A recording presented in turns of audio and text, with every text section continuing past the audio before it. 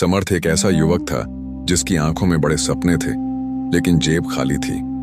वह छोटे से शहर में दिन रात मेहनत करता, नए नए व्यापार शुरू करता, लेकिन हर बार उसे असफलता हाथ लगती।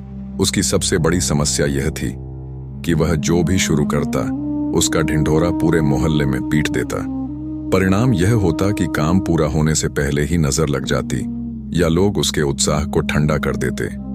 थक हार कर वह हिमालय की तलहटी में रहने वाले एक सिद्ध गुरु के पास पहुंचा।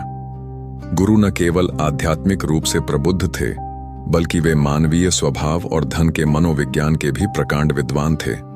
समर्थ ने जब अपनी व्यथा सुनाई तो गुरु ने उसे एक शांत झरने के पास बैठाया और कहा, समर्थ, तुम्हारी विफलता का कारण तुम्हारी मेहनत की कमी नहीं, बल्कि तुम्हारी जुबान की लंबाई है।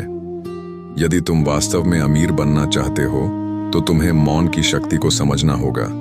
गुरु ने समझाया कि जब हम अपने बड़े लक्ष्यों के बारे में दूसरों को बताते हैं तो हमारे मस्तिष्क में डोपामाइन नामक हार्मोन रिलीज होता है।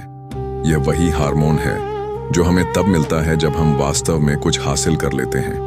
नतीजतन मस्तिष्क को लगता है कि लक्ष्य प्राप्त हो गया है और हमारी मेहनत करने की असली प्रेरणा खत्म हो जाती है।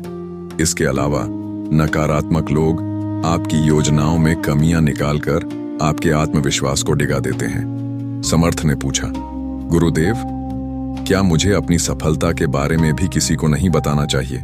गुरु बोले, तुम्हारी आय केवल एक संख्या नहीं, बल्कि तुम्हारी सुरक्षा कवच है। दुनिया में दो तरह के लोग हैं, एक जो आपसे जलेंगे और दूसरे जो आपका फायदा उठाएंगे। यदि तुम अपनी आय अधिक बताते हो तो तुम अनचाहे दुश्मनों और उधार मांगने वालों को आमंत्रित करते हो। यदि कम बताते हो तो लोग तुम्हें अक्षम मानकर सम्मान देना बंद कर देते हैं। इसलिए अपनी आर्थिक स्थिति को एक रहस्य बनाए रखें। अमीर दिखना और अमीर होना दो अलग बातें हैं। गुरु ने स्पष्ट किया कि असली अमीरी एसेट्स, संपत्ति से आती है, न कि महंगे जूतों या होटलों के बिल दिखाने से। दिखावे के चक्कर में इंसान अक्सर अपनी पूंजी खर्च कर देता है और अंत में केवल खोखली शोहरत रह जाती है। गुरु ने समर्थ को एक शिकारी शेर का उदाहरण देते हुए अगले दो नियम समझाए। एक सफल व्यवसायी या धनवान व्यक्ति कभी भी अपनी अगली चाल का खुलासा नहीं करता। यदि प्रतिद्वंद्वी को पता चल जाए कि आप कल क्या निवेश करने वाले हैं, तो वह आपकी योजना को विफल करने की पूरी कोशिश करेगा। सरप्राइज एलिमेंट ही व्यापार की सबसे बड़ी जीत है।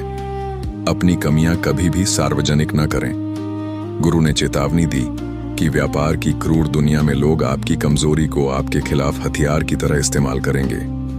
यदि दुनिया को पता चल जाए कि आप कहां टूटते हैं, तो वे वहीं प्रहार करेंगे। अपनी कमियां केवल अपने गुरु या उन अत्यंत विश्वसनीय लोगों को बताएं जो आपको सुधारने में मदद कर सकें। अंतिम दो नियम समर्थ के चरित्र निर्माण के लिए थे, क्योंकि बिना चरित्र के धन टिकता नहीं है। गुरु ने कहा कि जिस घर में आंतरिक कलह बाहर चर्चा का विषय बनती है, उस घर की नींव कमजोर हो जाती है। बाहरी लोग सहानुभूति का नाटक तो करेंगे, लेकिन पीठ पीछे आपकी स्थिति का लाभ उठाएंगे। एक स्थिर साम्राज्य के लिए एक स्थिर परिवार का होना अनिवार्य है। जब तुम एक हाथ से दान करो तो दूसरे हाथ को पता न चले। गुरु ने समझाया कि अच्छे कर्मों का बखान करने से उनका आध्यात्मिक और मानसिक लाभ शून्य हो जाता है। गुप्त रूप से की गई मदद से जो दुआएं मिलती हैं, वे व्यापार के कठिन समय में एक अदृश्य सुरक्षा चक्र की तरह काम करती हैं। उपसंहार, समर्थ का परिवर्तन। समर्थ ने गुरु के इन 7 सूत्रों को अपने जीवन का आधार बना लिया। उसने बोलना कम और सुनना ज्यादा शुरू किया। उसने अगले 3 साल कड़ी मेहनत की, लेकिन किसी को कानो कान खबर नहीं होने दी कि वह क्या कर रहा है। जब 3 साल बाद उसने शहर का सबसे बड़ा शॉपिंग मॉल खड़ा किया तो पूरी दुनिया दंग रह गई। अगर आपके दिल को छू गई हो ये कहानी तो लाइक सब्सक्राइब करके जरूर जाना।